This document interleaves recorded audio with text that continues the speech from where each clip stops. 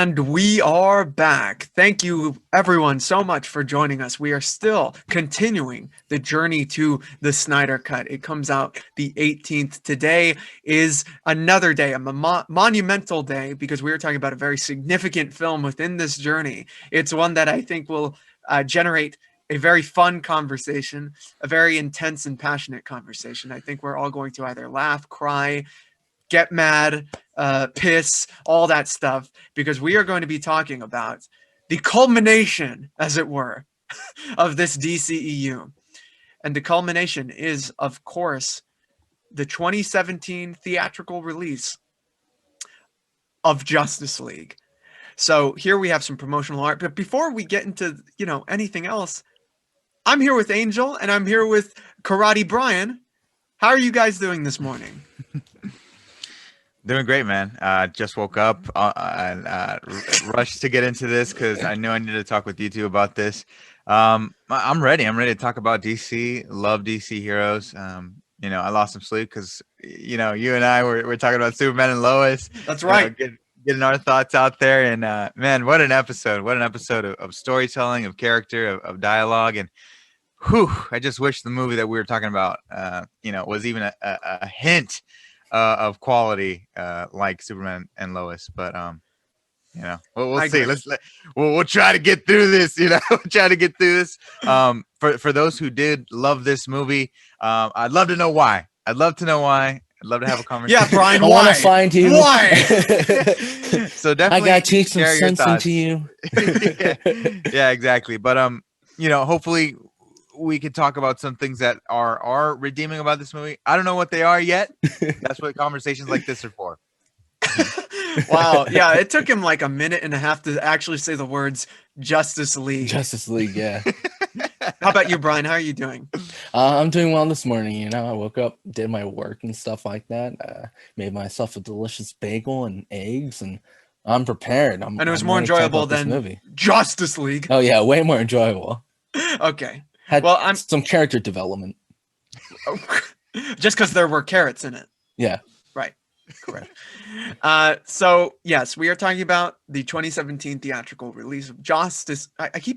Everyone's been calling it that, and I've been getting used to calling it Justice League in 2017.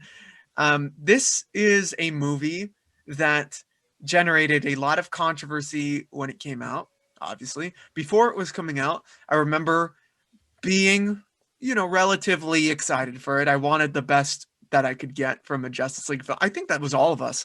All of us wanted the best that we could get from a movie called Justice League. Batman, Superman, Wonder Woman, Aquaman, Flash, Cyborg, possibly Green Lantern, possibly Martian Manhunter. What? I don't want to hate that film. Guys, when it came to Justice League 2017, the hype around it, how are you feeling? To be honest, I wasn't as hyped as I knew I could have been. Right. Justice League, with all these titans that we grew up with, loving through comics, through the animation, I feel like this movie should have been one of our most anticipated movies of all time. I feel like a movie like this should have been one of the greatest we've ever seen. For the first time in cinema, seeing all these great characters together. And honestly, I was worried. I was worried, to be honest, because I enjoyed Men of Steel. I thought the BVS theatrical cut was such a letdown. Thankfully, the Ultimate Edition was an improvement. But after that, I was kind of like, I don't know if I completely am connected with this vision. I don't know if I'm connected with the progress of this story. Seeing Superman be introduced through Man of Steel, seeing him die in BVS, seeing the formation of the Justice League in this way. I wasn't entirely wholeheartedly connected. And I think that's why I was very hesitant about the movie and kind of cautious to kind of go all in. And of course, the second that we see the freaking first frame of the movie, I knew, this is completely heartbreaking. So I just wish my anticipation for this movie was similar to my anticipation for Man of Steel, similar to my anticipation for the Batman, but it was nowhere near that level. Brian, how about you? How did you feel? First of all, did you watch this movie? I did. Okay. All right. Got to make sure of that.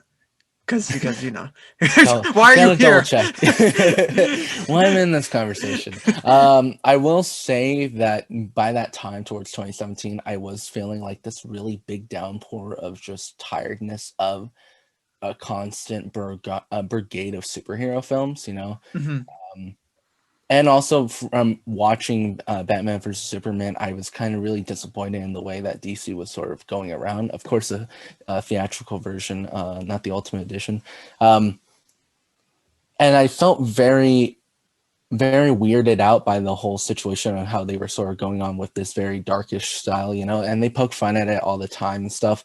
But it was truly not what I was expecting, especially after growing up with watching the Justice League and watching Teen Titans and watching these Mm. giants of great shows with emotion, drama, but at the same time lightheartedness. And then when I first saw it, like as an angel, I was heavily disappointed in the direction they were going. And I also felt like they were trying to sort of catch up with Marvel in this sense, you know. They wanted to do like the whole versus thing, you know, like with Civil War. Oh, they want to do the whole thing with like the team, get that out, versus where I think that they should really put in their time and energy as in developing at least the main characters, you know? I mean, Man of Steel, I have some problems with that movie, but it at least tries to somewhat give us some development of who Superman is and what they're supposed to represent. Batman, we don't really see a whole lot of representation to who he is and who he's supposed to be. We did see Wonder Woman. Wonder Woman was a great movie, but there was some mistakes that were made. I just wish that we could have gotten more development within maybe the Flash or Aquaman, you Right. know, or if not Cyborg, but even then I still felt no connection to Cyborg, but Cyborg has a really sad developmental story, and I just felt like this was a very rushed project and that there should have been taking more time and precaution to developing who the characters were before us introducing to this big grandiose moment of, oh, we all need to start up and make a team, you know. Until then, it Yeah. just feels like Fast and the Furious family. Yeah, no, I completely agree with that. I'm really Mhm. glad that you brought up the development process of the movie because I think that's been a huge like downfall for them.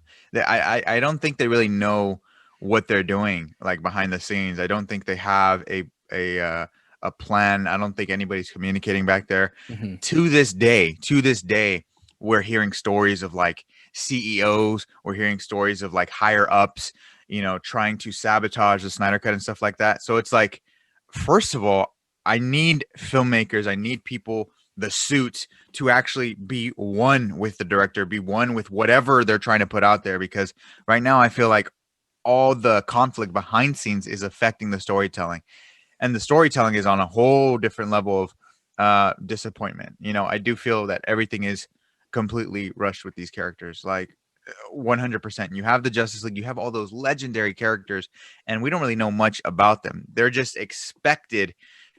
They're expecting the fans to kind of just fill that in with Mhm. all the love that we have.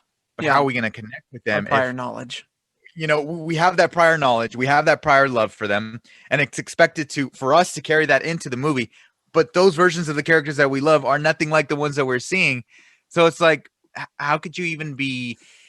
How could you frown at somebody that is like comparing the two when that's all they really have because they're not doing the backstory for us? You know what I And mean? when the films are doing that themselves, right? Like for instance, there's a scene in Batman vs Superman. Flash comes in for a very quick second cameo, sets up Justice League and everything, but that requires prior knowledge of the comics. You know, a scene like Yeah. that. The nightmare scenes when you're teasing Darkseid, what's going to happen within this film does require knowledge. It's kind of similar to what happens in WandaVision. I'm not going to spoil too much because Brian hasn't watched it, but there's a certain character who comes in. They casted this certain actor to play this character because of the prior knowledge of the audience. Hmm. And Angel probably knows who I'm talking about directly. Um, Yeah. but this is not a WandaVision review. This is about the Justice League. Before we get into the film itself, what happens, what was good about it, what was not so good about it, I want to talk about where the Justice League began. And it's obvious that it began in the Brave and the Bold comics. Right here, this iconic imagery where these heroes are fighting Starro the Conqueror, who I believe is going to be the main antagonist of the Suicide Squad film by James Oh Gunn, yeah. which is epic. That's just frigging. I'm very excited about that. But here we have the team members: Green Lantern, Aquaman, Wonder Woman, The Flash, and Martian Manhunter. No Batman or Superman in there, which is very, when you look back on it, that's shocking to a modern eye, considering how ingrained we are with the idea of Batman and Superman and Wonder Woman leading that team. So, what do you guys feel when you look at some good-ish like this? I love the art. I love how vibrant it is. It's so cool that Superman and Batman are not there yet because it allows me to actually focus on these other great characters. But I feel since that time, the Justice League animated series has really defined what the Justice League means, and it includes Batman and Superman. So it's really cool to look at this, see that villain. I hope you're right about Starro being the villain in Suicide Squad. That would be so cool. Oh, And a beautiful wow. homage to the Justice League. It's James Gunn's way of saying, "I'm doing the Justice League, y'all." Hey, the Suicide Squad movie looks like we're some sort of Justice League. Brian, how do you feel about this cover right now? Oh, I love it. Absolutely. And I think that the more we sort of broaden ourselves away from Superman and Batman, we sort of get uh, a much more easier sort of good and bad, in the sense of like, oh, we see the faults of who Green Lantern is, but the good things of Green Lantern, the things that they're good at individually. Whereas in Superman, he is constantly always good, and the only thing that really can really downpour him is usually Kryptonite or Martha, of course. Right. Natural. And then along with Batman, with his utility belt of everything. So I think it's really great to see sort of the other heroes at their own elements, and seeing how they sort of, one fails at one particular item, but the other one can succeed in that item. And speaking about Suicide Squad, I hope that we see Animal Mineral Vegetable Man. Okay, you're going in the waiting room. Thank you very much for your contribution. Of course. I feel like you're Starro whenever you bring up Animal Mineral Vegetable Man. You don't stop. Never Sure, ending. yeah. Never ending, yeah. But Angel brought up something very important to the Mhm. Justice League's legacy, which was the animated Bruce Timm universe. Oh yeah. This was definitely a show that introduced a lot of comic fans and a lot of non-comic fans to the idea of the Justice League. Obviously, when you ask someone of a mainstream opinion, who is who is the superhero team in the world right now, they're going to say the Avengers, without a doubt. The movies, they reach further than comics, they reach further than the cartoons and everything. So the Avengers are the top dogs right now. But with shows like this, demonstrates why the Justice League, they need that top spot over the event. They were the Avengers before the Avengers. So guys, give me your thoughts on this show, on these characters, on the take of the DC universe through Bruce Timm's eyes. I mean, this is it, man. This is it. This is what it's all about. This is DC. This puts the definitive in DC 100%. I grew up on this. And I loved how all the characters were handled. I loved the world building. It was so epic that not only did I watch Justice League, I watched everything that was associated to this show. You know what I mean? I know Kevin Feige claims that Christopher Reeve was definitely the blueprint in every Marvel film, and I totally believe him because you see his imprint in every single movie. But I definitely do feel like the structure of the DC animated series also plays a huge part in the success of the Marvel Cinematic Universe. I feel like it has to. Something as impactful as this in pop culture itself. I mean, just the way they did everything, I think they executed perfectly.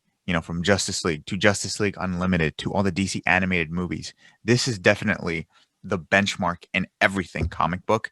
And I think that's why we are so critical of the live action movies, because if the writing isn't on par, if the voice acting isn't on par, if I think conflict isn't on par, if it isn't being patiently and meticulously thought out as well as the DC animated series, I feel like there's fairness in that criticism, because great storytelling is great storytelling, and the DC animated universe is top tier in that category. Mm, mm. I love that.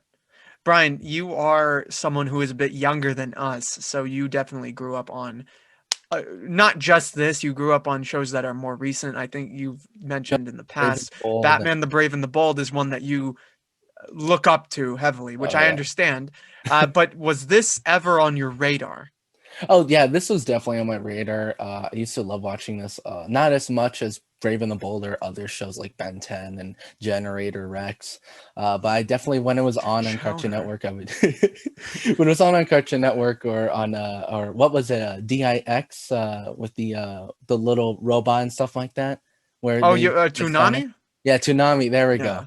Yeah, I definitely used to watch it whenever it was on there and stuff like that. But I, similar to what Angel was saying, I do feel like there was this huge disconnection to the writing and mainly how the characters and how people are sort of enveloped into the actual thing, like for example, we see a difference between people who are really into a script versus people who are not really into a script. We can see this very ranging from either Star Wars or from other things, but I felt like we saw this huge disconnect when it came to DCEU movies. Mhm. With the Justice League, there are some people who did a great job, but I feel like they're not as there for the fans or for the culture or for trying their best to do their best. I feel like they're just there for maybe a quick paycheck or something, for a long-term steady thing, versus while characters and voice actors who are not even being shown, who might not be even as well known in the Justice League animated series,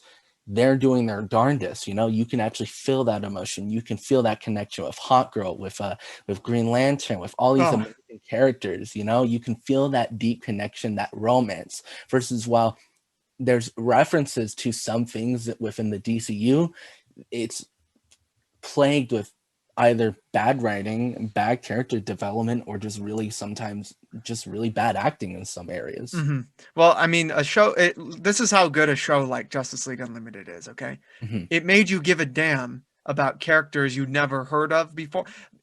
How many people in just comics had heard about Shining Knight and the Vigilante, and they build this really nice relationship between this ancient medieval warrior and a cowboy in that cartoon, and it's a great relationship that builds throughout the whole series. It's writing like that, it's some of the writing that makes, I think, the first Deadpool so successful, because it just looks at these characters as characters first and foremost. I love everything you guys said. Thank Yeah, goodness. but also to add on to what you guys are saying too, which is completely spot on, is everybody gets their time to shine. Mhm. I'm pretty sure like there's an episode dedicated to like every character in that show. And I love it. That's the beauty of it. They get to showcase everybody's powers, everybody's gifts. And again, it's just one of those pieces of media that honestly, if I'm on my deathbed, like it's something that I'd want to just put on because it's inspiring and it'll lift your spirits no matter what. Here Because we are at Angel's it, funeral. It's just playing. that music's playing. and I'm looking at you guys like as a suspect. Hopefully it doesn't ruin the show for you guys. But no, honestly, like it's one of those pieces of media that I think it stays with you forever. It stays with you forever, and it just you want something, especially when they're adapting the same source material, to be at that level of quality. That's it. You don't even have to tell the same stories, which I think they should, to be honest. Just take the format of the show. You don't even have to do it, but at least make it at the same level of quality, man. The music, the acting, the performances. Come on now. All Angel left his kids were, the boxes, not even the discs of Justice League and Justice League Unlimited. Like, The Blu-ray cases. Couldn't even get a part of the house, my room back. Here's one VHS. Yeah. Keep the disc with me. Put it in my grave with me. You have one of those booklets with the disc sleeves in it. I'm getting this tit. Yeah. It's a laser disc of Batman. Yeah, exactly. One thing that is very fascinating, because we're talking about Justice League, there was a movie in development about the Justice League back near when the first Iron Man was coming out in 2008. It was going to be directed by George Miller, and it would star a lot of different actors that were uncommon, and unthought of. Your boy Army Hammer, DJ Cotrona, I believe his name is, Megan Gale, Common, and so on and so on and so on. This project was going to be called Justice League Mortal. Now, the one thing that's very fascinating about this is that it is kind of taking the same premise of the Justice League we got and we are getting, in that they're just putting all these characters in the first film, developing them all, introducing a lot of them. Some very similar to this lineup here, because you have the Flash, you have Aquaman, Martian Manhunter's in this, and it's not a spoiler, he is going to be in this Snyder Cut. So they're bringing in a bunch of characters in this project and introducing them to the public. How do you guys think this would have turned out as a film? Do you think it would have been held up high, or do you think it would have garnered some very similar criticism to the 2017 cut? Based on George Miller's track record, this would have been a masterpiece. Based on his track record. You look at all the Mad Max movies, masterpieces. You look at Mad Max Fury Road with Tom Hardy, masterpiece. You look at something completely different like Happy Feet and Babe, Pig in the City. I mean, come on. Masterpiece! Happy Feet, the best movie of all time. I love Happy Feet. I love the way it makes me feel. The animation, I think, is pretty remarkable. Love the themes, the voice acting. I mean, Robin Williams in it kills it in every role. George Miller, what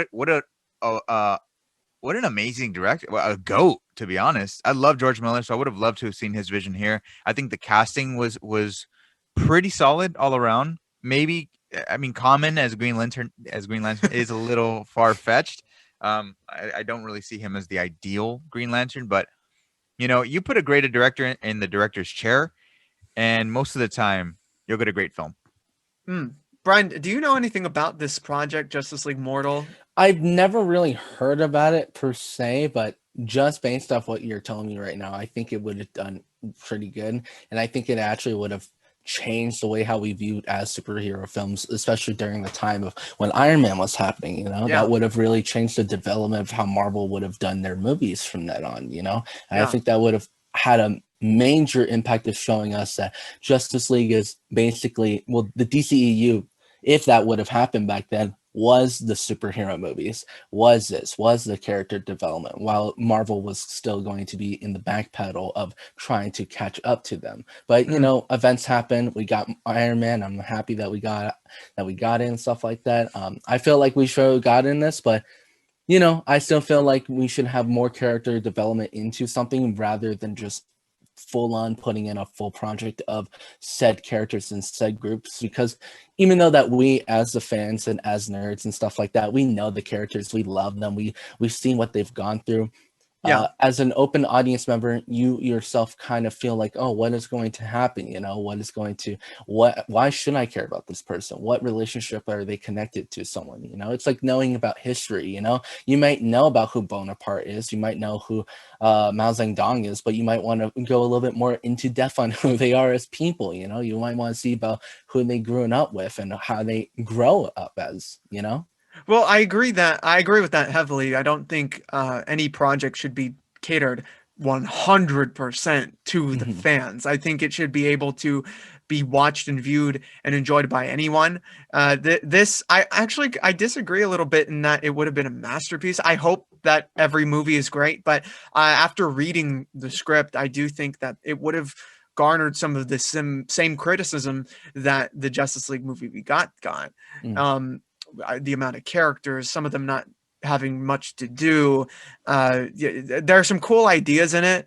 I just feel like this would have been kind of the example of what we're talking about with this is a movie directly for fans. You know what I mean? Because there's a lot of history that's not really set up before, like, it opens up with the Flash's funeral, you know, like it has Maxwell Lord as the villain, and there's the team is already together. I encourage people to go read the script because it is online. It's a very interesting read at what could have been, especially since there were movies that had come out at this point featuring some of these characters, like The Dark Knight had come out a year before, or actually the same year, and this would have been a movie with a completely different Batman in it. So that's already an interesting idea. What could have that been like? It's obviously not going to be Christian Bale, because Chris Nolan was probably like, get that shit out of here, George. Definitely. Yeah. It's like Martian Manhunter, not Red Tornado.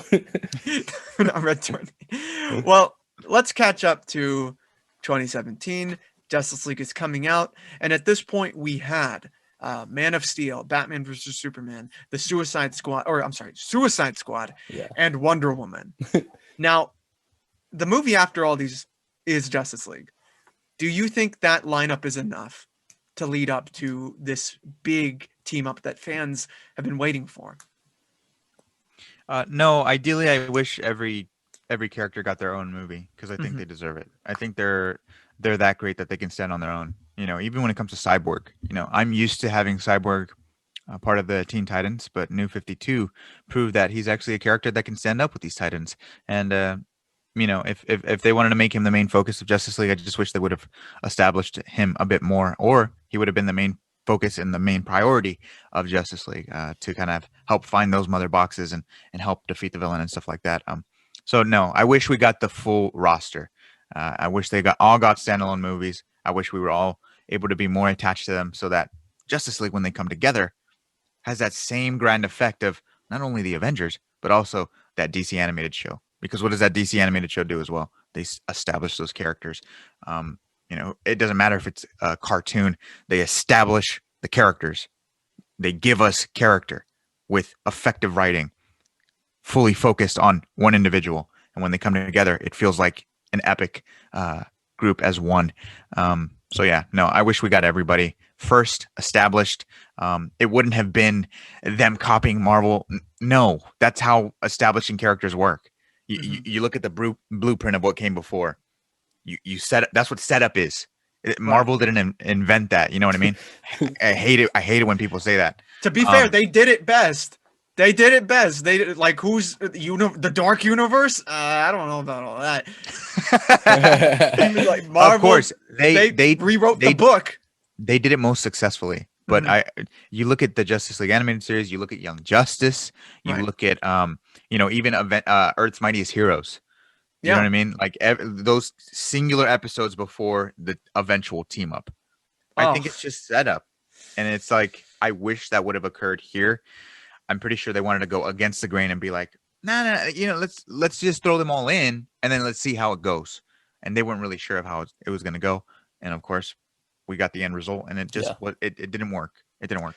Why you got to bring up Avengers or Mightiest Heroes? Now I want to watch it on Disney Plus. Yeah, I know, right? Now we need more of it. You know, I need more of it. Spider-Man. Spectacular Spider-Man season 3. Let's go! I'm completely the MTV Spider-Man. Yeah, no, I'm still waiting for that. Okay, wait, Brian, just mute yourself. Thank you very much. Brian, how do you feel about what Angel said about the copying, quote unquote, Marvel? Mm-hmm. Would it be copying for them to go the long way around? I think that in a broad spectrum, we would view it as copying in a sense because they are kind of sort of going in a format. But at the same time, it's not really. That's just how character development works. You have to establish your characters first. And though copying sounds bad, I felt like if they did wanted to do that, they should have copied it in the way how Avengers did, in the fact that they introduced Hawkman into Thor. They didn't really have Hawkman in his own. Oh, you mean Hawkeye? Hawkeye, sorry. Always confuse them. I'm really upset with myself. Wasn't it great when he showed up with his wings? He showed up Thor? with his wings and his mace. And Beta Ray Bill was in the background. And then with Black Widow, of course, and Iron Man 2, it would have been interesting to see at least some references to said other characters first in other individual films than just going ahead and showing us Aquaman and Cyborg. And kind of really sucks. I mean, I'm not usually the best. I really prefer Cyborg within the Teen Titans group. I think he's Yeah. just more better chemistry overall with them more than the Justice League. But I do see that sense of connection of him sort of growing up in this sense, you know, after going through what he has seen with his father dying in front of him and with him sort of being his entire body mutilated. It truly Yeah. shows him going through that adult path of him sort of going through these rough emotions that all the members of the Justice League went through. You know, it is Yeah. very similar. It's, you know, it's just this cascade, there we go. It's this cascade of growing up and what pain that brought you through can transpire you into a higher position. And I don't think that we really see that within the Justice League, and it's kind of really sad. And like Angel said, Cyborg is a really big focus within the film, and they don't really treat him that well. And We'll get to the characters. We'll get to the characters. of course. I will say, you know, anything with CGI is always a huge problem, especially with such a big budget. I felt like in some scenes within the Justice League kind of felt really weird, very toyish, especially with Cyborg. Felt like they could have done him a little bit more better. But yeah, that's my overall thought of the pacing of what they should have done. Of their universe as a whole. Well, okay, so we are on our way to the Justice League film, but then something happened, something no one could predict, no one wanted to happen. Zack Snyder obviously had a tragedy within his family. It was a very bad situation. He had to step away from the movie because that's what you do, right? You get away from work because you got to take care of the family. And Warner Brothers decides to bring in Joss Whedon, who had done at that point the Avengers Age of Ultron, Firefly, Buffy, all these different films and shows to take care of what was left of Justice League. Or so we were led to believe. It turns out that he was actually brought in to reshoot a lot of parts of Zack Snyder's film.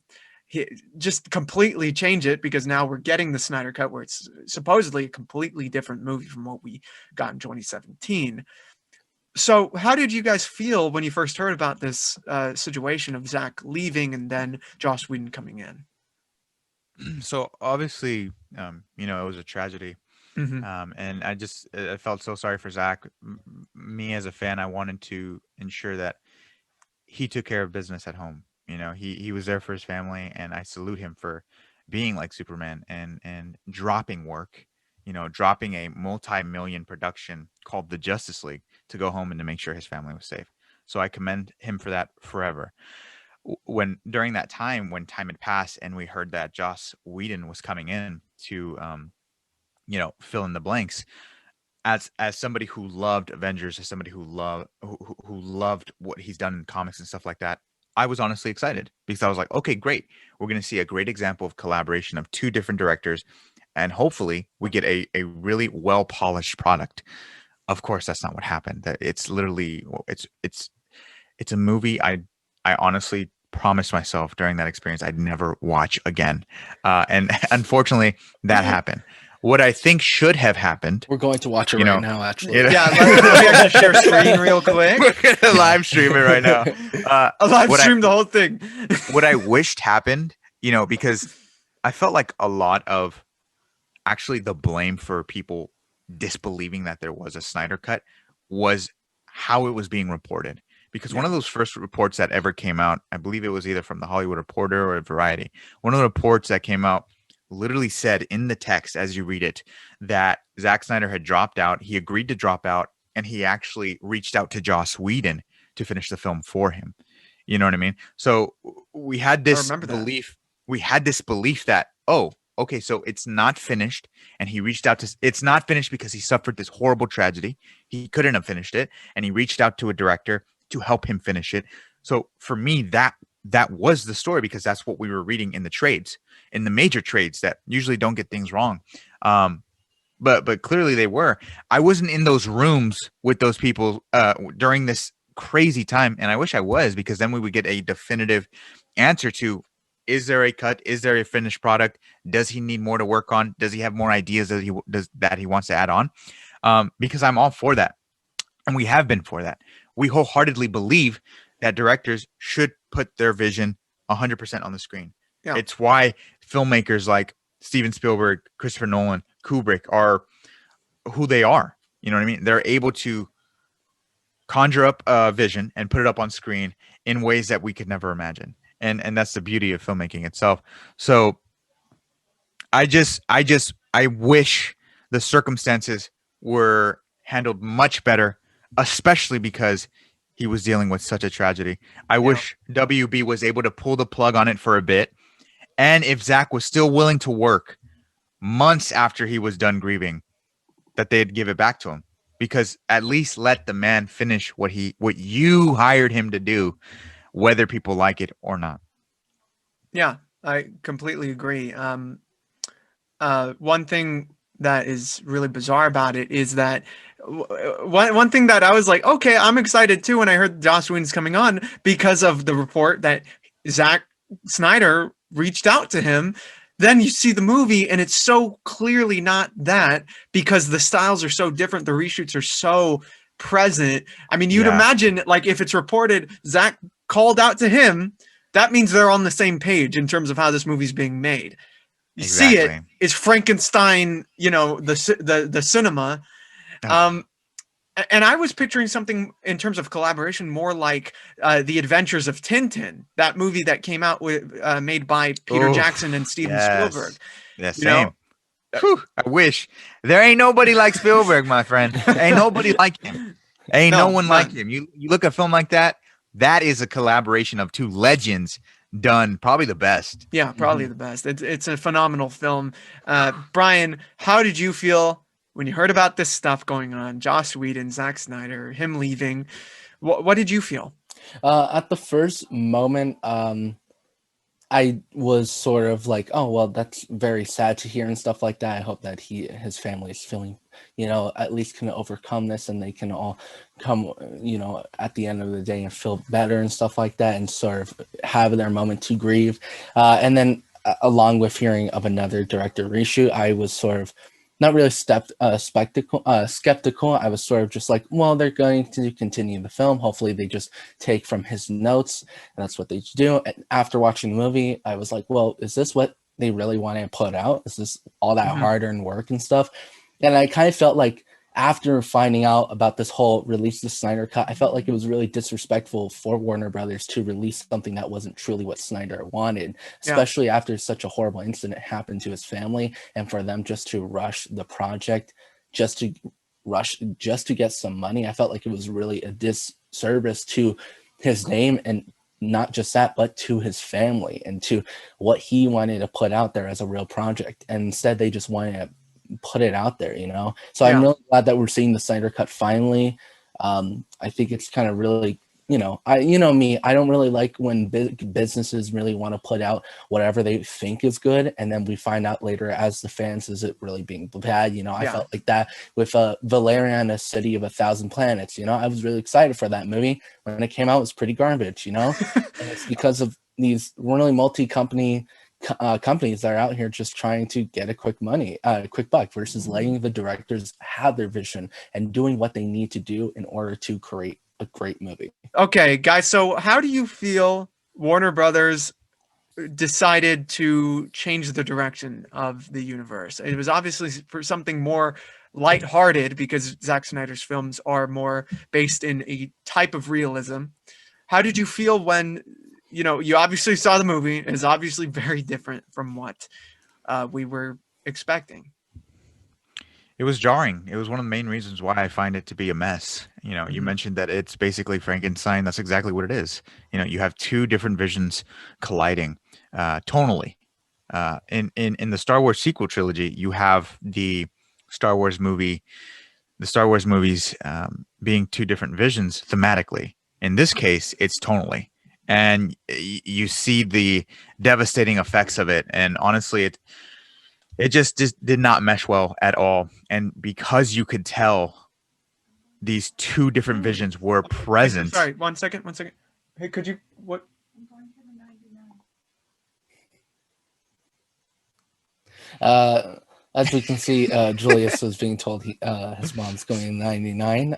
Just like the script, it went down 99% from when it was originally supposed to be. Yeah, sorry, I was getting evicted just now. Okay, Angel, I'm sorry about that. Could you go ahead? No, yeah, it's all good. I was just basically saying that when you get two visions clashing together and they're just not meshing well at all, most likely the story is going to be at fault for sure, and that's exactly what happened. Tonally, just things. uh, It just felt like I was watching two different movies and two different movies without uh, a director fully in charge, and unfortunately, that's how you get bad movies. Hmm. Yeah. Brian, how about you, man?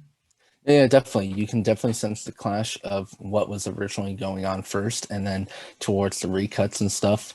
Um, I think it was very weird in some areas because I mean I know that some people are like, oh, DC is always this serious thing, and then sometimes it's this lighthearted thing, and I think that you need a perfect balance to create a good film. And a Yeah. good film has a perfect balance. Even war movies, the most darkest things about them is talking about war, but then they have lighthearted natures about just them enjoying the times of them being though they're in a sense of almost dying, they're in a sense of community, they're in a sense of brotherhoodship, and that's Hmm. what I think is perfect about a good movie. It has that perfect balance of it understands where it's at, it understands where it's coming from, but it also understands that there's this good relationship of seriousness, of understanding what is going on, but at the same time of joking around and having that fun laughter. But the film completely ruins that in almost every way. Sometimes it feels like it does the reverse, where the premise of itself is sometimes more funnier than what is really going on sometimes. And then Mm. the character, and then looking at Batman, I know how I always have my opinion about Batman shouldn't kill and stuff like that, which is the truest opinion. Well, hey man, you're in a safe space, so if you want to say that Daniel's wrong, you just go ahead and say it. Daniel's wrong. Batman should not be killing people. It's against him. But no, yeah, I just felt like it was really weird, and that was the one thing that I don't really like about the film. Also, I hate brunch. Ever since watching that movie, I now hate the term brunch.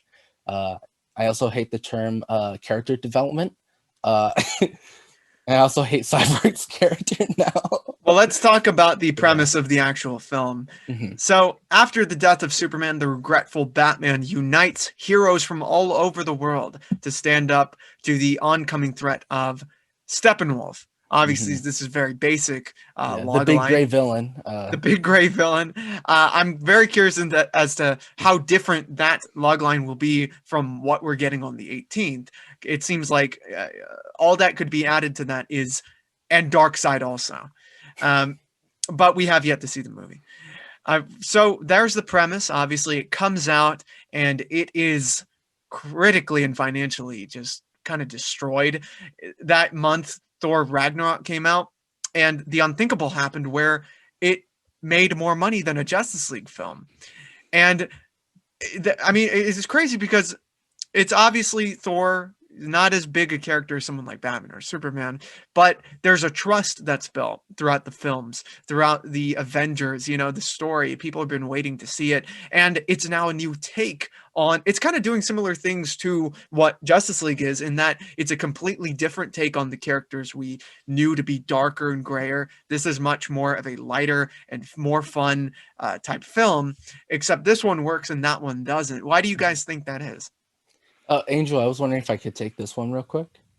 Awesome. Do it. I think it's Another. pace. I think it's paced. I think you have to have pace in a movie or in movie series or even in episodes. You can't just automatically go from one side of who the character is supposed to represent and how they're portrayed as like this evil big bad guy or just as this like dumb brute, and then by the end of the film there's this lighthearted happy-go-lucky character. You have to have that mix of going through the emotions of them going through that torment. We see the reason why, and I would say that reason why I wasn't really the biggest fan of the Thor movies was because of seeing like this whole, though I really liked the Marvel TV shows because Thor was this sort of like really nuanced, somewhat big oaf sometimes in some areas. In the film, seeing that being portrayed, I felt really disconnected from the character heavily because it was just like, oh, this is just like any other film out there. The heroes is just Are Rocky, you talking about Thor Ragnarok specifically? I'm talking about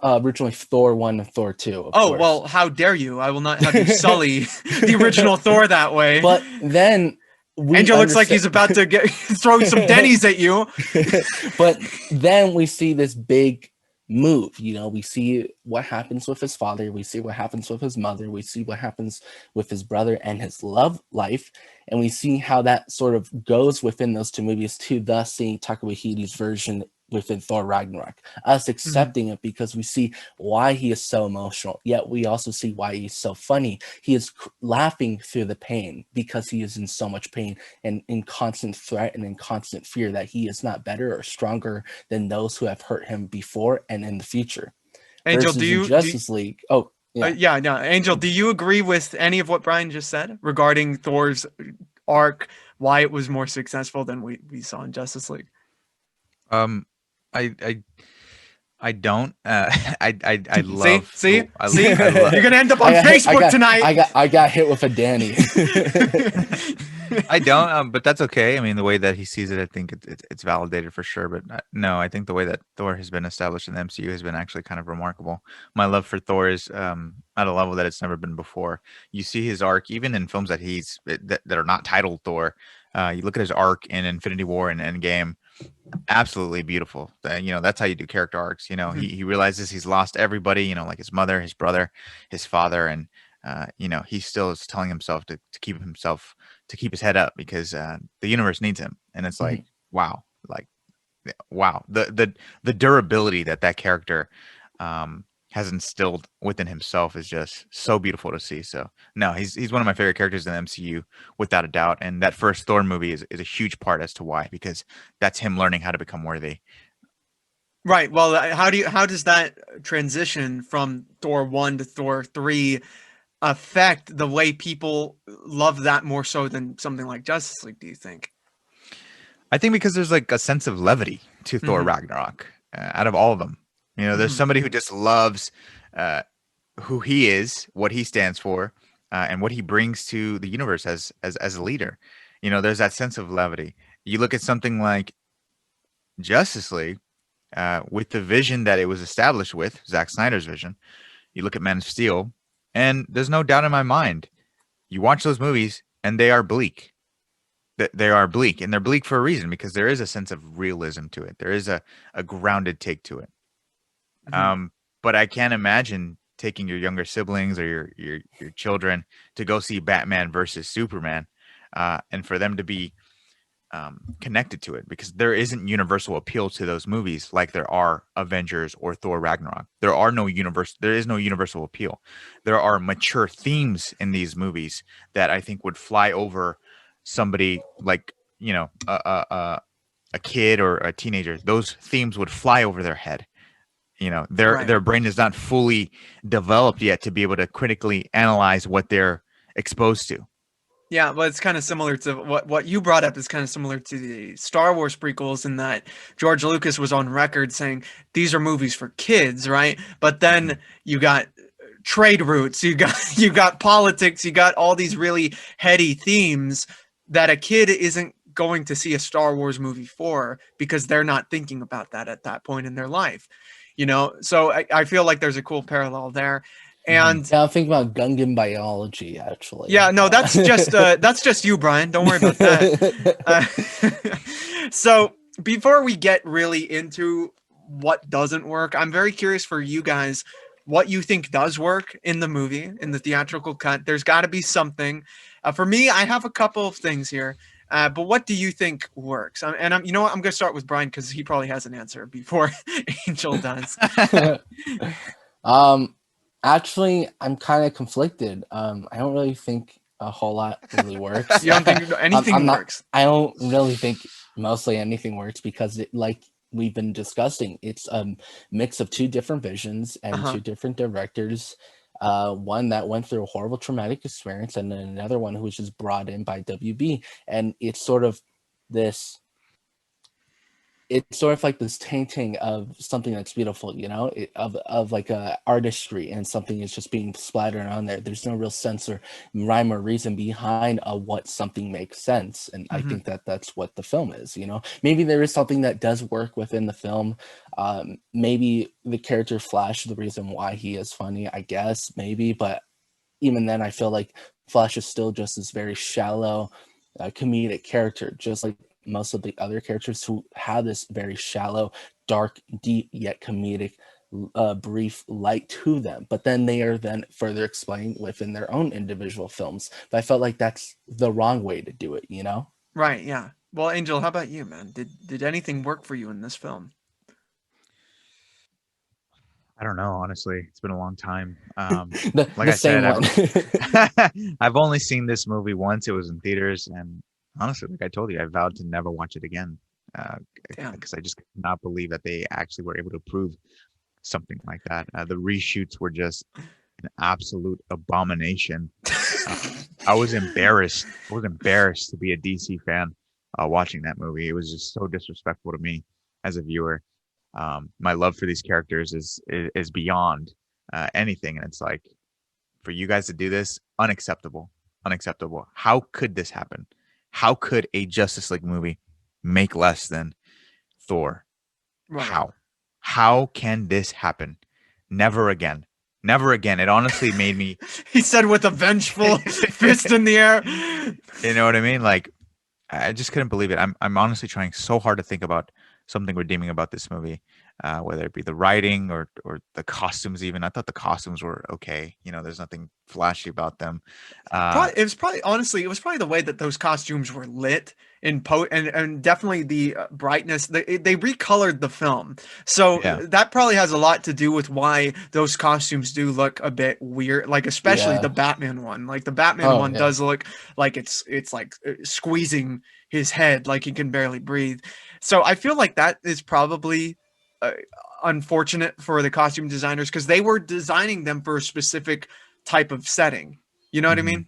Because hmm we see like in that crisis scene with the Flash from Ezra Miller's world and Grant Gustin's world, we see the costume there, and I'm like, that looks kind of dope.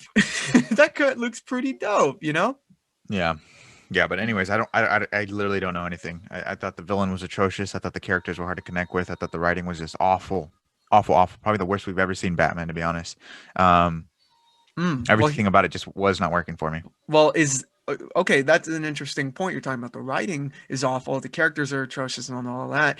Mhm. Is it because of the Joss Whedon inclusion, or were you thinking about that during just all of it, including what Zack Snyder had made?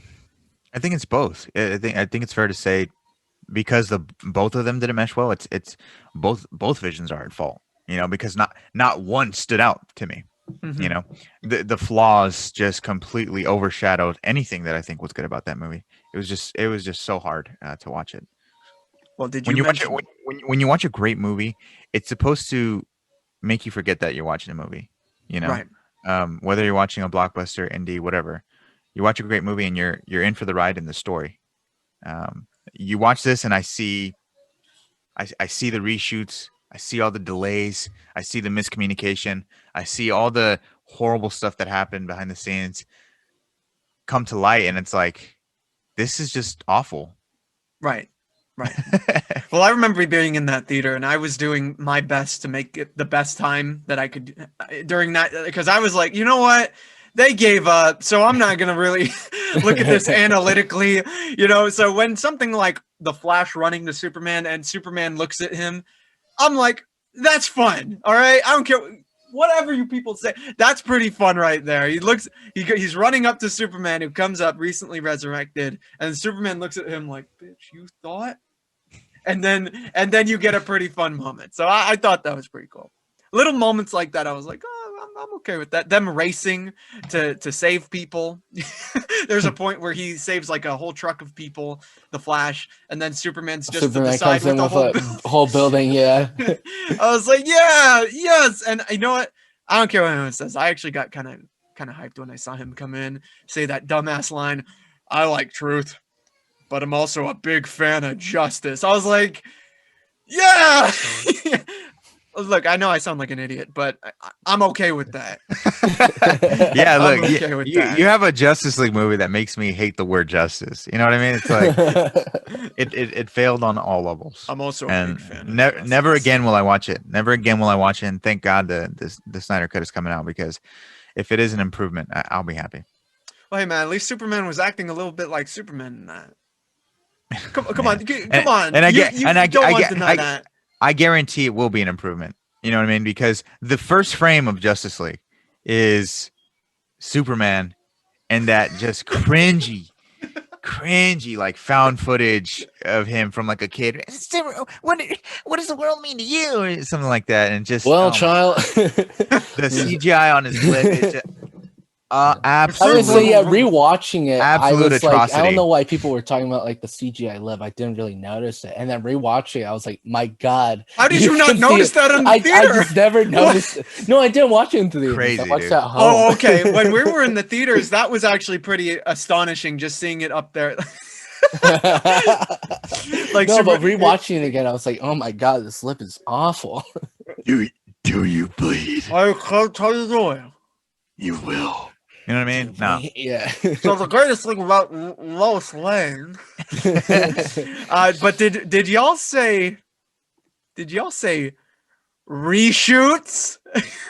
Yeah, Wow. boy. Look Oh, at yeah.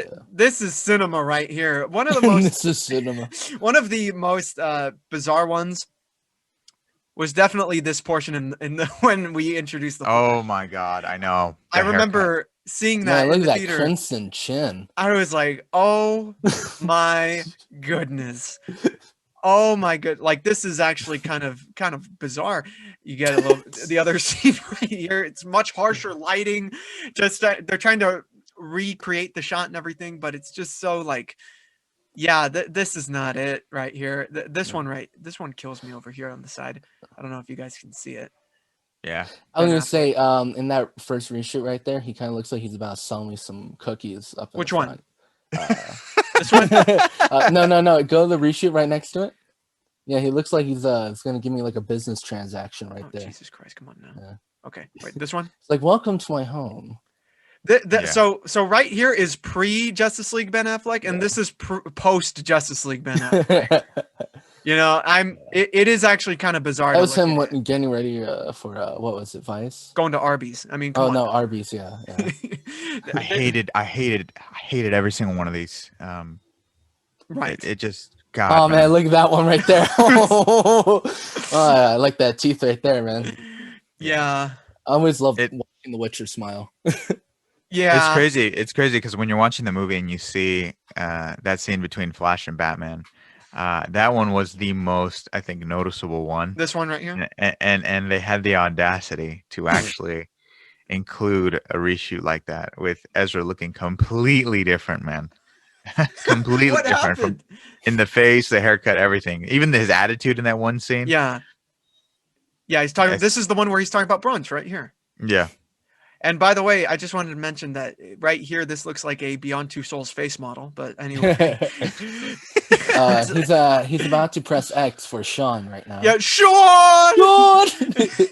Yeah, so the reshoots, it's bizarre, man. I remember seeing it, but that's what I was talking about. When I'm watching it, I'm just like, oh, they gave up. Okay, so let me get comfortable and enjoy. I got my Sit back and have some popcorn. all right. There we go, man. I think I remember Angel this one point in the theater where Angel actually did look at me like I don't think I can forget it, where he looked at me. He's never looked at me in this way ever again. I don't know if I could recreate it. He looked at me like this.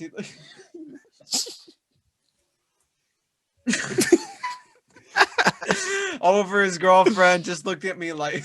It's when you guys are watching Suicide Squad and you hear Killer Croc say BET. Oh, like- dude, no, this was not. This was next level, dude. I'm telling you. Oh my god, dude, that kills me thinking about that. Okay, so let's talk about the team. Obviously, we have a team of Batman, Wonder Woman, The Flash, Cyborg, and Aquaman. First of all, before we break these characters down each, what did you think about the team dynamic? Did any part of it work for you? The relationship between Cyborg and Flash, Flash and Batman, Aquaman and Wonder Woman. What worked and what didn't for you guys? I'll ask Brian first because I want to hear Brian because Angel's gonna go off. Actually, no, here, Angel, go first, man. Oh, okay. you wanna get Honestly, Brian. no, honestly, I don't have much to say. I don't think any character interaction worked. I think you can tell because when they were all together in one room, it never worked for me. Never worked. The dialogue from the characters, Aquaman, we're all gonna die. You're like no, like it just never worked. Nothing ever worked, and I never wanted to hear these characters speak. Okay, wait, hold on. Before I go to Brian, I need to ask you, Angel, to say that line again with that same amount of conviction, so we can dub it. Go ahead. We're all gonna die. Right. Okay. So Brian, what did you think of the team dynamic? That was really great. Right. Yeah, I don't really think that. Well, I don't know. I think it's just really hard. And I mean, I will say that maybe there is a slight moment where I felt like maybe we saw a slight glimmer of a connection. Mm-hmm.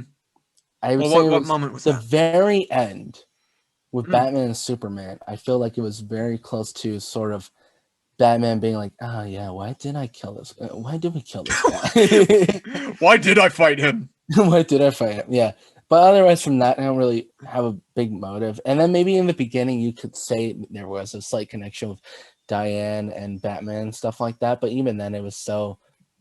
Mm-hmm. It wasn't quite like the animated series where Batman and Wonder Woman had like this really unspoken, like sounded relationship. I mean, we could.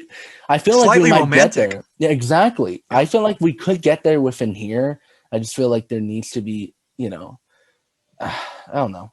Well, when you talked about that moment at the very end between Batman and Superman, was that the one where it was like, I knew you brought me back, or you didn't bring me back because you liked me? It's like, I don't not. Yeah, I'm gonna say, and that is a slight moment where I'm just like, yeah, this movie. Yeah, is you're dumb, pissing but... Angel off, dude. I know.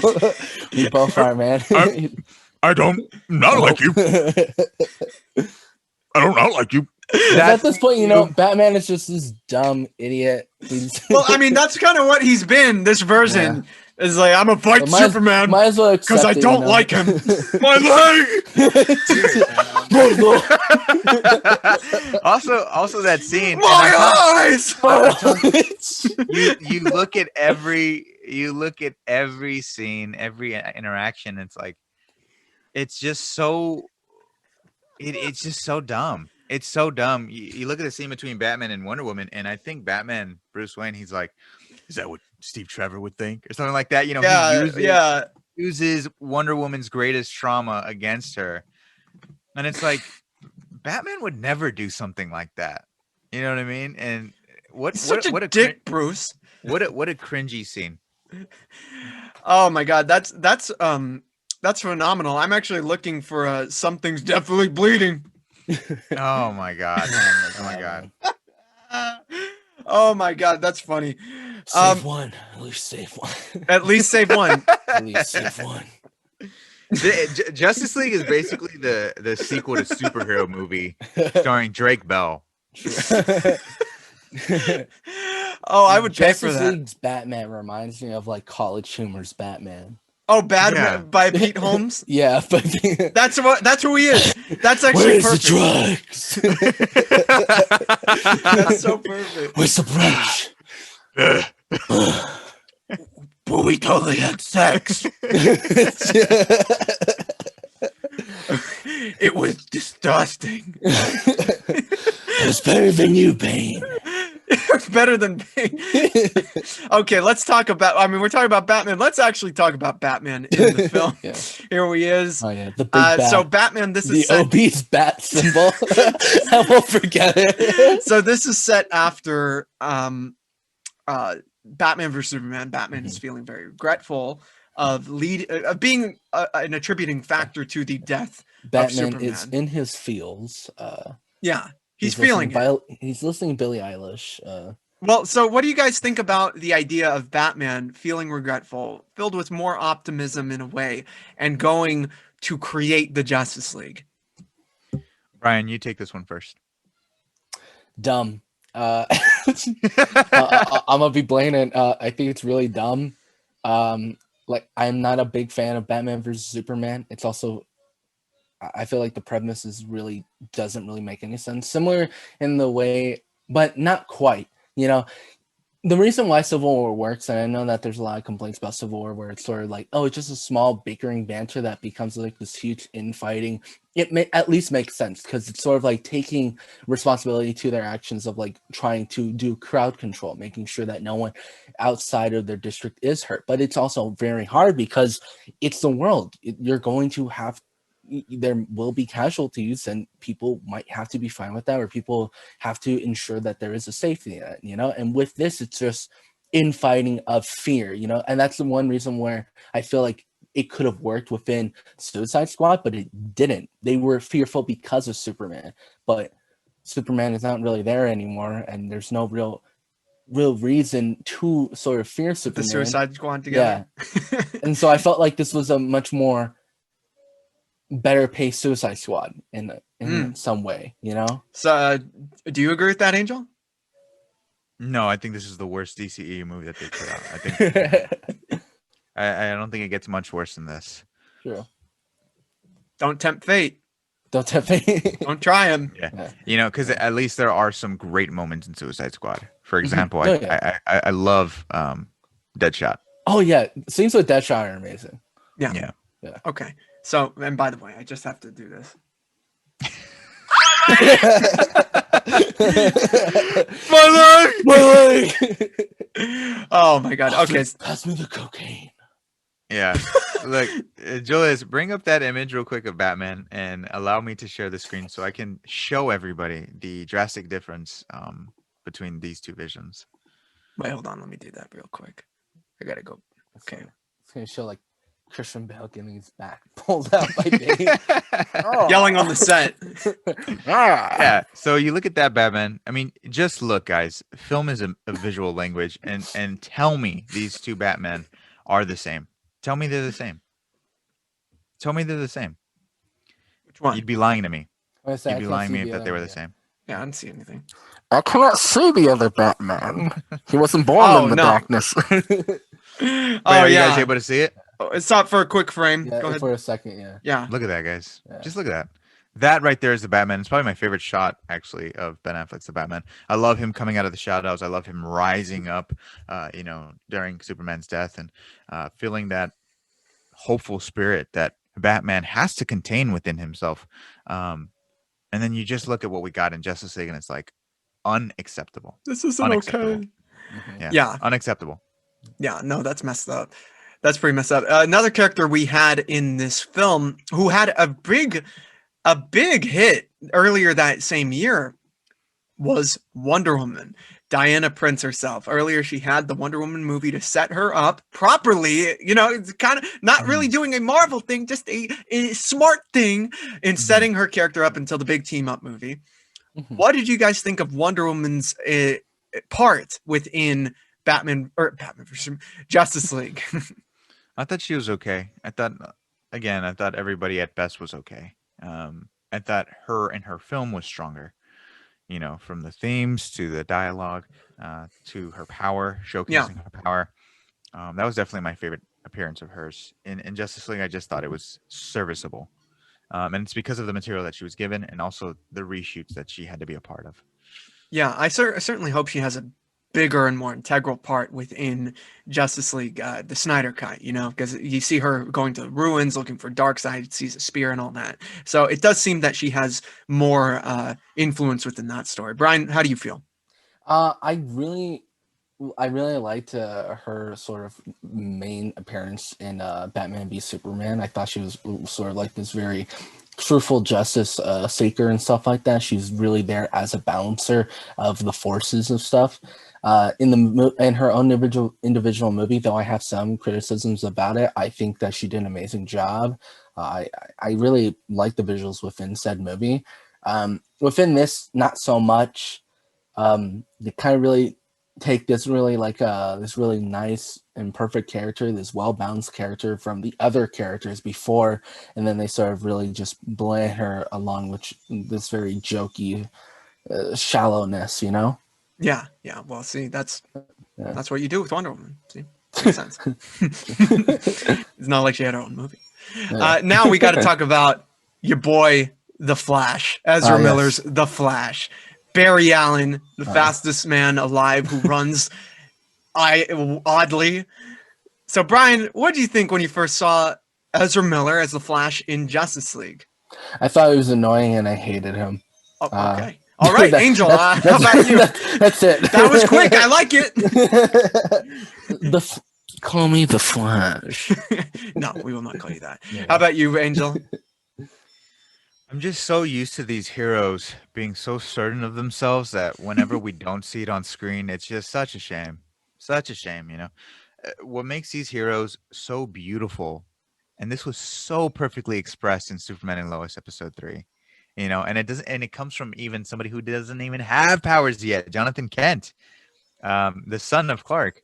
He says, look, if you have something, or if you have something special, what's the point if you're not even allowed to be special? That's his attitude, right? And I feel like that should be the baseline of every superhero with gifts, especially the Flash, the fastest man alive, you know. And for him to have this conversation with Batman and being like, look, I just push people and run away and stuff like that, and it's like, I don't want to be a part of this and stuff like that. I hate that attitude, man.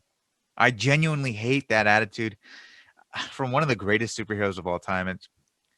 It just sucks. And also, they can't even get this is a nitpick too, you know, they can't even get him running down correctly. You know what I mean? Like, who runs like that? Who runs like that? Nobody. You know, the blue lightning is whatever. Those are just nitpicks, but yeah, his attitude is not my favorite. Well, to be fair, I did dance at the club like that one time, and I did go home. Yeah, and also him being like this, you know, just a super fan of like Batman, whoa, the Batcave and stuff like that. Right. You know, it just wasn't the take for me. Well, it's definitely a more Peter Parker-esque take. I mean, we saw a Civil War where Spider-Man was definitely a fanboy of the Avengers, specifically Iron Man, and they're almost doing that type of relationship here, the mentor-ish role to the Flash. No, it's not really my take. Flash is a grown man. Flash is his own hero. Got some hair on his and nuts. that's the other thing. We don't even feel. When watching a movie, I don't even feel a deep connection to what makes the Flash, besides from him being this sort of super geek about Batman. You know, unlike with Peter Parker, and though I'm not like the biggest fan of Tom Holland's Spider-Man, we at least see Heathen. You must die. I'm like Tobey Maguire. All right. We at least see what makes him Spider-Man. We see why he wants to be Spider-Man. You know, he's doing this because he wants to help the little guy. He wants to help his neighborhood. It's not because, I'm doing this just because I got the powers. It's sort of he has this responsibility because of the powers. Well, to be fair, they do include his relationship with his father in this, which is probably going to be expanded upon in the Snyder Cut, where they go, and it's kind of repetitious considering we do have the Flash television show, which gets even more into the relationship with his father. But that is there. It's not just him being this kind of weird ass kid. He does have aspirations of getting his father out. Of course, with the Snyder Cut, we'll see how they fully develop that, or at least tap into it, and then you know. Yes, correct. Yes. Indeed. Right. Okay, let's move on to my man. Mimosa. Let me take a drink of that, bro. So we have Jason Momoa as Aquaman. This image, first of all, is obviously very different from the very first image they released of Jason Momoa as Aquaman, where he looked like a character from Game of Thrones. He looked like he was going to kick some sea bass, right? What did you guys think about Arthur Curry in the movie? He's very, he's very much an isolated person. He's treating Batman like a toy, like fish. He goes into the river. What do you guys think of Aquaman in the movie? I love Jason Momoa. I think he's a great human being. But the portrayal of Aquaman, I thought, was a crime against humanity for sure. Get the EPA on him right now. Yeah, like I like how James Wan handled. Yeah. I like how James Wan handled the character for sure. You know, we get brief moments of him doubting himself, him feeling like he's not fit to be a king. You know, but right away he learns. You know, I have a duty to serve Atlantis as the king, you know, and I love that. But in this movie here, we get he does not know what his role is. You know, he does not know who he is. He's just somebody that's kind of lingering around, drinking all the time. My man, yeah, yeah, yeah. Hey, bro. For a whole runtime. And it's just like, for me, that's not really Aquaman. That's not Aquaman. That's not the King of Atlantis. Um, so I'm just like, it's kind of whatever. Well, I love seeing Jason enjoying himself on the right. set, but regarding the story and this character, I could not see the character. Mm-hmm. How about it, Brian? Brian, how about it? Aquaman. Well, hopefully I have enough time to say this. I feel like there was this one theme overall for all the new characters. It was definitely rookiness. You felt the green from who they were, and I felt that doesn't really work for all of them. That's if you want to do a rookie story, go ahead with one or maybe two characters into the thing, and I think that would have really worked with Cyborg. At some moments, I feel like Cyborg is more of like an adult than Aquaman and the Flash, which feels like a really dishonor to like. Yeah. Well, to be fair, he has less personality than either. True, yeah, and way horrible CGI with his floating half face. All right. Well, I'm glad that we all established that Aquaman is now a sex symbol. But anyway, let's talk about the best, or I'm sorry, the most important character in the film. I'm gonna say, rephrase that. It's Cyborg, obviously played by Ray Fisher. Ray Fisher is someone who has been in headlines very recently, and we will talk about that part of the movie very soon. But Cyborg, obviously, was teased in Batman vs. Superman. There was footage of him being tested on by his father, Silas Stone. He's being created because he got in an accident. And what did you guys think of his character in Justice League 2017? Ray Fisher, I love his passion for the role. I love that he was so excited to be part of Justice League. To be making a movie called Justice League, it's a dream come true. But unfortunately, I felt his character was very lifeless. Like you said, Julius, earlier, he lacked a lot of personality, and it was so weird to see him kind of like running the show, like being more mature than Aquaman and the Flash and Batman at times. Very bizarre to see. But yeah, I just felt like he had no heart. You know what I mean? Mm-hmm. Yeah, you'd imagine that the personality of Aquaman would be transferred to Cyborg, even though he has a lot of tragedy. I mean, he went from nugget to like machine. You'd still imagine he would have some sort of. Sorry. You'd imagine that he went on a platter. He got deep fried and battered. But that's all I'm saying is that you'd imagine the character would have some sort of levity. I mean, I'm hoping sincerely that in the Snyder Cut, we get a good reason as to why he is very sullen.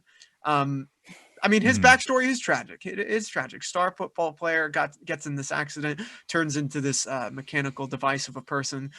But I mean, when you think about Cyborg in DC, you think about this energetic, youthful, mature at times hero who could very easily lead the team if supercharged. Robin isn't there.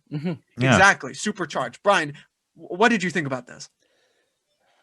I'm not a huge fan of the character. I don't really like his portrayal within here, but I felt like it would have been perfect if this only happened. If there was a independent Batman film that had reference to the Teen Titans and to Robin's death, or directly a Teen Titans film before that showed Cyborg sort of immaculation to become more mature, to become more adultish than before. Maybe the effect of Robin's death affected him so heavily that it showed him that this is real life and he can't be taking things as a joke. And that's in perfect response to him as character development. And I would then understand why they went with the path of him sort of being more mature than other, much more longer living and much more adultish and much more darker themed characters. But even then, just saying like, oh, he lost some of his body parts, that's why he's sort of like in this way, is kind of like, though it's all right in some ways, it's sort of like very lazy in some ways. We see that even with real films or biopics about Marines or people who have lost limbs, and they're happy go licking people because they know that they're living through the pain and they have to sort of laugh through that pain. And with this, it's sort of, we don't see that connection. In fact, it sort of feels like he's sort of just on part of sort of like, oh, he's fine with this, you know. Oh, I'm Cyborg. There you go, you know. Yeah. Yeah. Also the design isn't really my favorite either. I don't like how Exactly. most of I I don't like hate how the most red of the lights. It's really yeah, bothers me. and I don't like how most of the body is you know, CGI. yeah, Transformers. Oh yeah, CGI. Yeah. Transformers. Yeah, I Because really wish they would have went with some way of practical with a little bit of CGI within necessities. yeah, definitely. Yeah. I mean, you see I the mean, way that look at the Iron budget of Man this was film. They probably could have done some practical in budget. some ways. Budget. What? The fuck you talking Budget, yeah, about? budget. What's that? I don't know what you're talking about, and I think you need to stop. So anyway, this movie acts as an origin for some of the members, the Flash, Aquaman, Cyborg. Does this work in the film, and could it hypothetically? It is kind of counterintuitive because one of the biggest examples, Aquaman, right? Get a lot of teasing to his character, what's going to happen, you know, is he destined for the throne of Atlantis? And then you get more of the origin in Aquaman itself. When you hear about the Snyder Cut, you hear 4 hours. Hopefully that has more character development, but does that run the risk of being kind of redundant with some characters?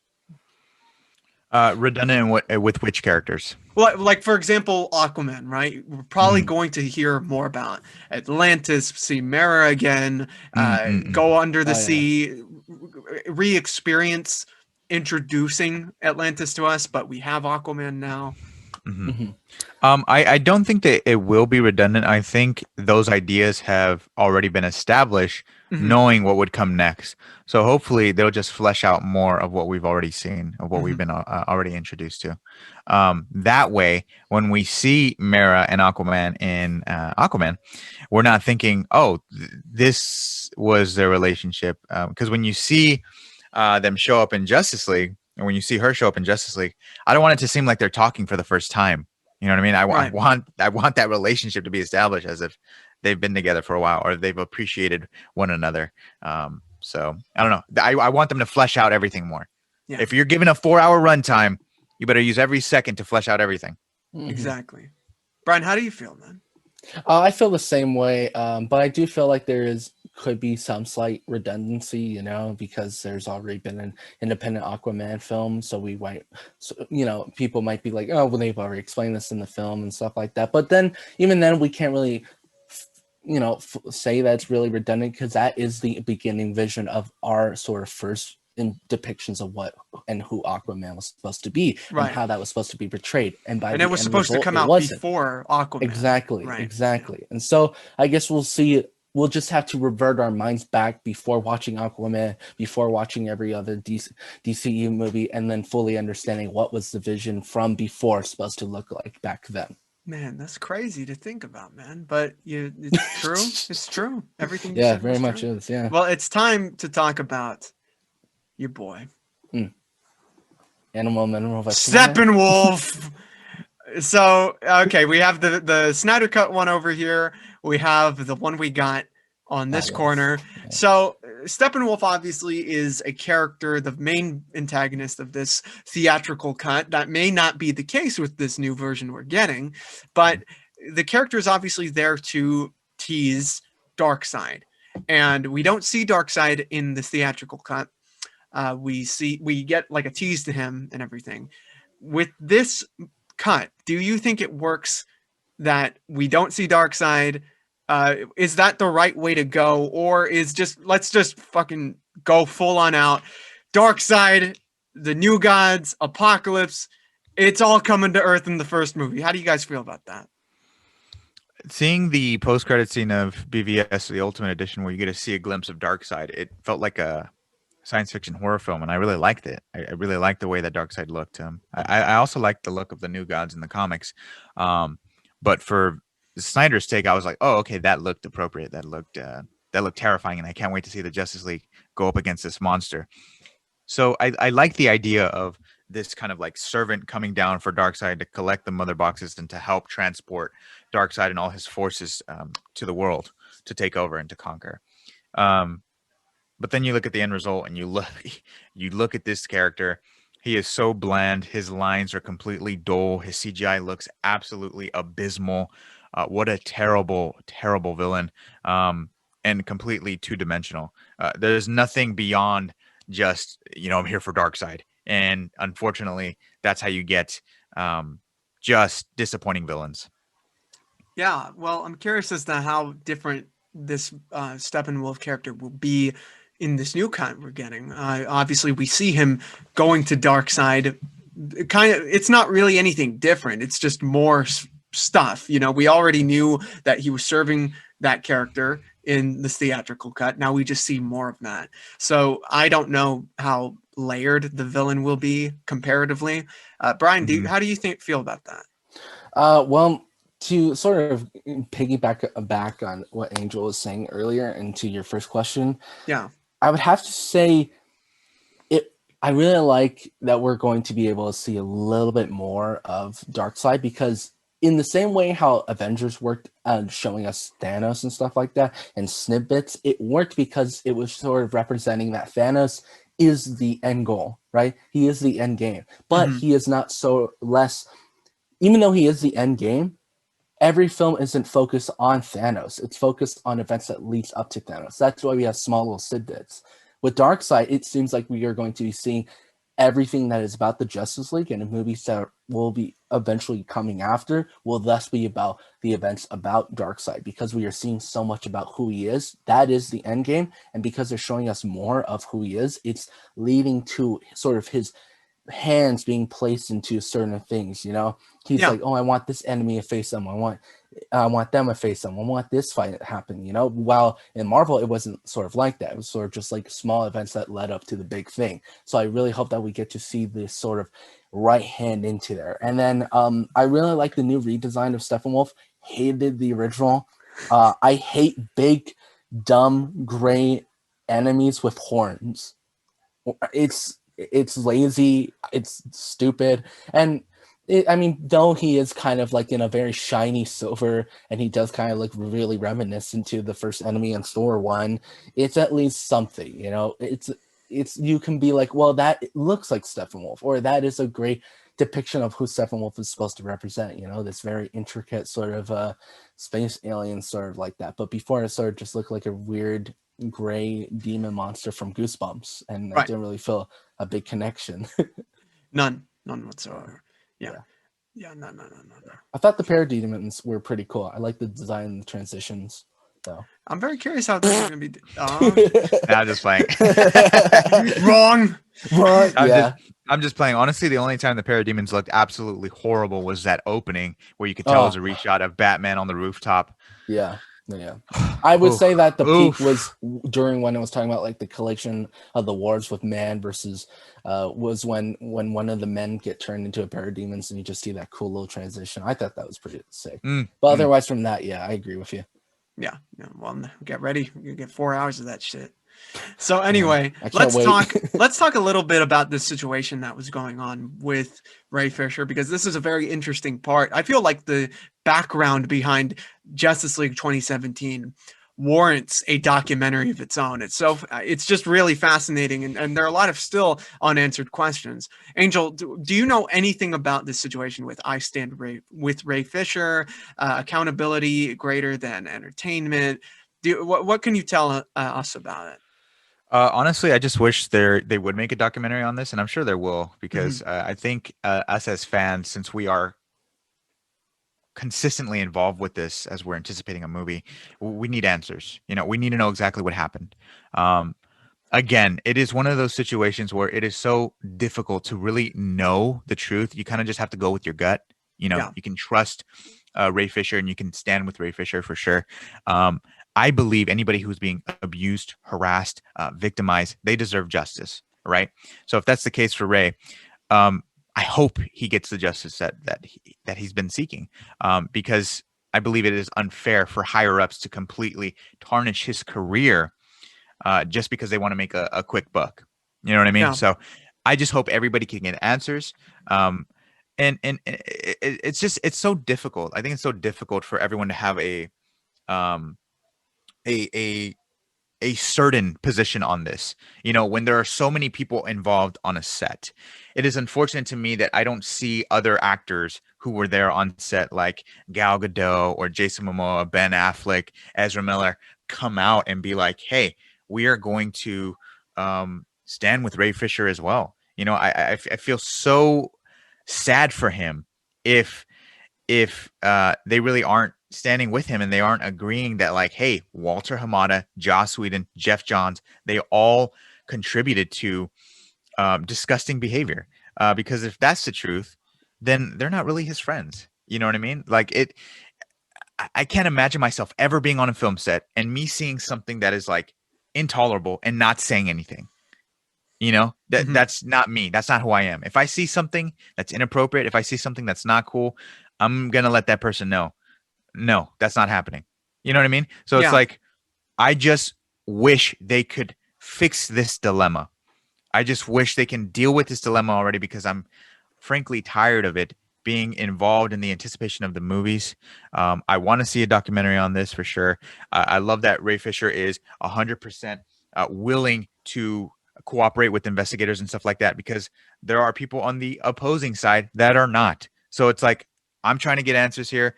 I want the right people to keep getting work. So let's figure out the answers on this, because I'm totally not well informed on this, and it's because of how Right. everything's being reported and spewed. And it's like, I'm tired of this. I'm tired of this. Fix the dilemma behind the scenes. Let's get these movies to be the best that they can be. Well, I do believe that Jason Momoa did come out and say that he does stand with Ray Fisher. I Mm-hmm. do believe I read that somewhere, along with Gal Gadot. So I feel like maybe that's an updated take. Mm-hmm. So Brian, I don't know if you know anything about this. I'm currently not really well versed with Okay. what's going on. No. So we obviously got the reshoots of Justice League. Mhm. Joss Whedon came in to do those reshoots, and on the sets, what Ray Fisher comes out and says, he says that Joss Whedon was being terribly abusive. There were hints of racism on Jeff Johns' part. Just all this unbelievable stuff that no one had any indicator of, because we were being told a different story. We were being told that Zack Snyder had picked Joss Whedon. Everyone was cool with it. I actually, before this meeting, I looked at the San Diego Comic-Con panel for Justice League 2017 when it was coming out. And there's a point where Ray Fisher himself says that Zack Snyder chose the right guy. Joss is a good dude. It's great to have him on. And apparently Ray Fisher responded to this statement he made, saying that he was told to say this. So, I mean, everything Angel is saying is absolutely correct. We are being misinformed, and it would be an incredible story to delve into, especially considering what is fact and what is rumor. You know, I want to see documentation. I want to see footage. I need to see something, because Joss Whedon himself, he hasn't done any press for Justice League, like at all, like nothing. He's done nothing regarding this. He's not responded to any of this. I don't know if that's his agents or his publicists saying, don't talk about it at all. You do yourself a favor. But I do want the truth to come out, because there are a lot of things that are uncertain. You know, if this type of practicing is happening at Warner Brothers, it needs to be stopped. You know, the saying that Ray Fisher has been saying, accountability over entertainment, is exactly right. How do you feel about it now? Well, based off of what you've told me so far, I would definitely say, if what is happening is true, then there definitely is an accountability, and there definitely does need to be justice where justice is due. If this is all rumors, we also need to know, why is this all rumors? You know, why is this directly happening? Is this based off of just sort of like visions, like not cooperating with each other? Hint, hint. Oh, Jesus. Yeah. WandaVision joke.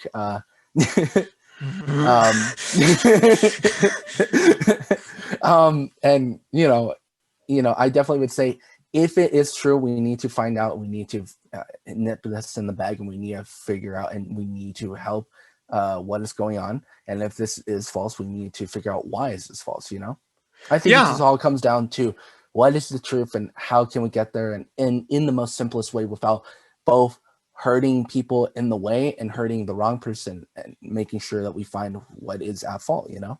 Yeah, well, there was a Justice Convention that was like a fan thing where Ray Fisher appeared on it, because Ray Fisher does have a Twitch channel that he does every so often, and he appeared on this panel and he talked to these fans about it, and he just said out loud, he said, "Look, if that man, talking about Joss Whedon, wants to deny anything I'm saying, he can take me to court." So it just shows how serious the guy is about it. I'm very curious what I don't think a guy who's telling the truth goes out of his way, to say things like that. No, Or yeah, I'm sorry, a guy definitely, who's lying. I'm Who's sorry. who? I don't Yeah, think a yeah. guy who's lying goes out of his way to say things like that, True, true. ready to go to the plate like that and everything. So it's crazy. I feel like the documentary would be probably better than what we got in the theaters. But I would want one that's just completely unbiased. How do you guys feel? Definitely, yeah. Yeah. Definitely a third party and stuff like that. I would definitely want to see like maybe independent interviewers and stuff like that. People who are really well versed on what was going on at the time, and do their research in order to, and even people like us, just regular Werner people Herzog. on the sidewalk, asking their opinions on this stuff. It leads up to context to the matter and stuff like that. Angel, how do you feel? Yeah, I think every movie set should be a place for peace, a place for inclusiveness, and a place for creativity. So there is no excuses for any of abusive behavior to be present on set, especially when they're trying to create a film to appease millions of fans. So yeah, would love a documentary, would love this to be accurately reported, and for us to find out the truth. And I wish the best for Ray, and hopefully all this gets fixed, because honestly, I'm tired of the behind the scenes stuff. If Warner Brothers needs to fire several people to make sure that this doesn't happen again, let's get it done, man. Let's get it done, because other studios are not dealing with this as frequently as Warner Brothers. So they need to properly vet everybody and make sure everybody treats every single person with respect. It's insane, man. It's insane. Imagine other studios are dealing with it, but they know how to cover it up better. Marvel could have gone through 10 of these things, and then, but they're Marvel. They know how to do it. I mean, Edward Norton, where's his documentary? I stand with Edward Norton. The Hulk. The Hulk. He's going to Hulk out. Yeah, I know. I have a couple final points that I have to bring up, because they have to be brought up. This is the journey to the Snyder Cut. We have to bring up how this directly relates to the Snyder Cut. Mm-hmm. So Zack Snyder has brought up that Man of Steel, Batman vs. Superman, and his Justice League encase a Superman trilogy that obviously altered by Justice League 2017. That was altered, that story, with a more conventional happy ending. Where do you think the Snyder Cut will differ, and how do you think it will differ? Brian, you can go ahead. Well, from what we got from Man of Steel and from Batman vs. Superman, I'm very skeptic on how his vision is supposed to sort of encapsulate us. I'm not the biggest fan of Man of Steel, but I understand why people like it. There is a lot of criticism there, but there definitely is a vision within there. And similar with Batman v Superman, but definitely feels like, I don't know. I feel like it's going to be really hard to find this perfect vision, and there's been many great movies that he has done. I love 300. I love the way how he sort of depicts the characters of the Spartans and stuff like that. So I'm really ready to see how we get that perfect analogy, that perfect end trilogy towards Superman, and seeing how we see how simple farm boy into becoming the Superman, and seeing, I'm ready. I'm skeptical, but I'm not so prepared on the way of like, oh, I know that this is going to happen, or, oh, I'm ready to see this particularly. I'm just sort of at this point, I've seen what the DCEU has done. You're just curious. I love Shazam, and I really like the first Wonder Woman. I like Aquaman, but I'm also know their track record of messing up a vision, or later on making a good film in the beginning and then ruining it towards the end. Yes, I understand, and I hope for if this is a series arc, you got Man of Steel, Batman, Superman, Justice League. I'm just hoping that overarching story lands on its It's feet. satisfying, yeah. Yeah, lands on its feet, and it makes sense. I mean, will there be problems with this cut? I think that there will. We gotta be realistic. It's like with Cyberpunk. Everyone was super excited about it, and it came out to be like a really not the best. So I feel like this movie will be good, but we also have to be realistic on what the boundaries are, what the limitations are, and how. If he is saying this is a trilogy, we have to look at it an overall sense versus an individual sense. Right. How about you, Angel? Do you think this will be the epic Superman trilogy that we've all been waiting for? Will he end up as the Superman we know by the end of this film? I don't know. I don't know. I don't know what to expect. And honestly, I just hope I hope we get the Superman that we've all been dying to see. You know what I mean? Um, the way that it seems it's going to go, it seems like we're probably going to get Injustice. We're probably going to get the Injustice storyline where Lois will die. We get Flash saying Lois is the key. I don't know. I think it would be unfortunate to see Superman see Lois die and then give in to whatever Darkseid or Steppenwolf offers to him. Right. See him see him succumb to the dark side. I don't know, because then it'll validate everything that Batman was trying to prove. Right. And I just thought, no, that is such a horrible perspective on Superman. He's not somebody that would be taken advantage of. He's not weak-minded, no matter who he loses. So it's like, I don't know if I want to see that. I don't know how I'm going to react to that. I just want Superman to be the greatest superhero of all time. I want Superman to be the most durable. I want Superman to overcome any obstacle and to inspire others. I don't want him to be too OP. I don't want him to be because in Justice League 2017, what did they have to do? They woke him up so that he could take care of Steppenwolf on his own, basically. I don't want to see that. I want him to be a team player. Mm-hmm. Yeah. Well, I could definitely see that, and I could definitely picture that happening in this, unfortunately, just based on what happened in the previous two films, where they really did emphasize the power. If he wasn't OP, Darkseid wouldn't be trying to get him, try to be taking him over so the world wouldn't end up that way. And yeah, I don't really know how this movie's going to turn out. If it does end with a Superman that is more in the line of an Injustice or an Ultraman, I mean, is that really a trilogy? I mean, it feels like we're going backwards in terms of character development. That type of arc would make sense for someone like the Joker, but with Superman, I don't know how I'd feel either. I mean, it feels like a build up to something even new, but even then that still doesn't, what you said about with Snyder, how it's supposed to be a perfect trilogy, even then that isn't really a perfect trilogy. That's just a build up to something newer and fresh and a new intake. Maybe it's a trilogy towards Superman's supposed goodness and good-hearted nature, but even then we don't really see that within the films. We see sort of like this very darker version of Superman. So it's sort of, it's a very lackluster version of Superman versus the original Christopher Reeves, Yeah. Yeah, and Snyder says that the Justice League cut is going to end on a cliffhanger, so I can only imagine they'll end it where they are in that nightmare sequence. Batman is there with Flash. Society. Yeah, Batman's there with Flash. He's there with Deathstroke. He's there with Joker. I honestly don't know how I'm going to feel about that, dude. If a 4-hour movie and then it ends on a goddamn cliffhanger, I really don't know how I'm going to feel about it. If that is true. Cancel my HBO at the moment. I'm done with DC. Yeah.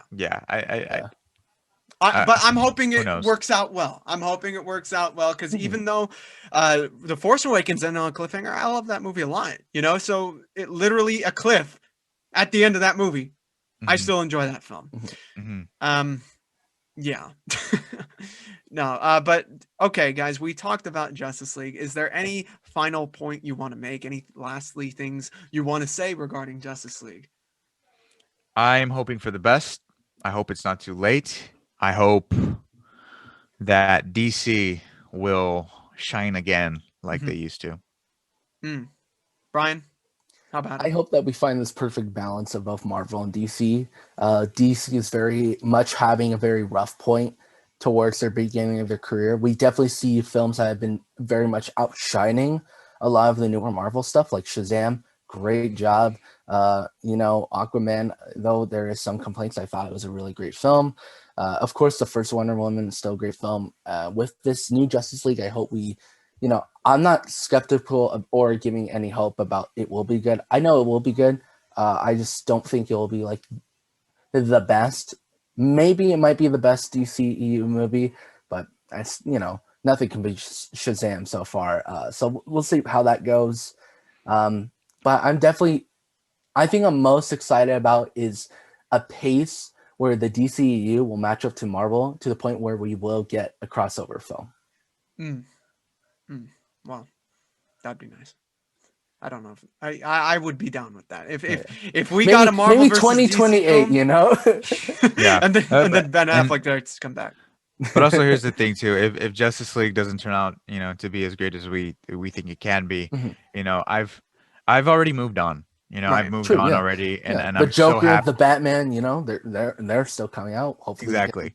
Perfect independent DC movies, and maybe that's what it's about. Maybe it's not following what Marvel is with its whole universe thing. Maybe it's the films that are independent makes it shine the most.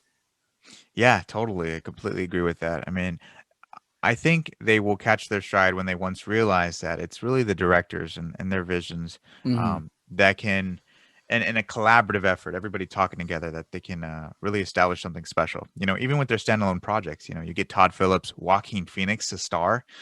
You're gonna get what that is on paper. You're gonna get a masterpiece. Yeah. You get Matt Reeves to direct the Batman. What are you gonna get? Another banger. So just keep doing that. But now with your established cinematic universe, do the same thing. Give us Shazam. Give us Wonder Woman. Give us these great voices like Patty Jenkins. And just give us great movies. Yeah, that's all we can ask for, and And that's Blue all Beetle. I'm hoping for on March 18th. Yeah. Okay, guys, thank you so much for joining me. Brian, where can these people find you? Of course. You can follow me either on my Instagram at @therealbrianmcuriel, or you can follow me on YouTube. That's mainly it. Is the real one? There's an imposter running around. Yeah. There's a fake one out there. Yeah. Right. Yeah. Angel, how about you? Where can the people find yourself aside from here?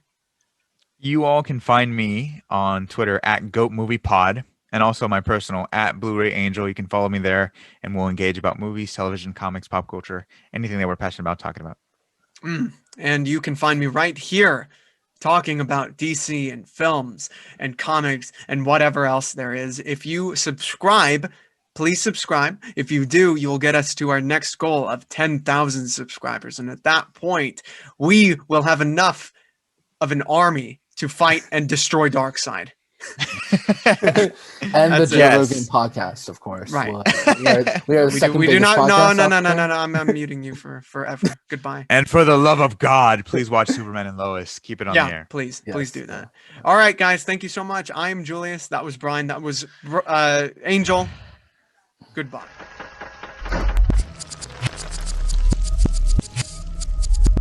The GOAT Podcast is proof you don't have to look any further for movie news, reviews, trailer reactions, or special discussions. Subscribe, get notified about what's going on, and I promise you'll be entertained by our daily content on YouTube. If you want more, we're on Twitter at GOAT Film Podcast, Instagram The GOAT Podcast, and the GOAT Movie Group on Facebook. Get connected with us, see what's happening, and make sure to love it while you're doing so.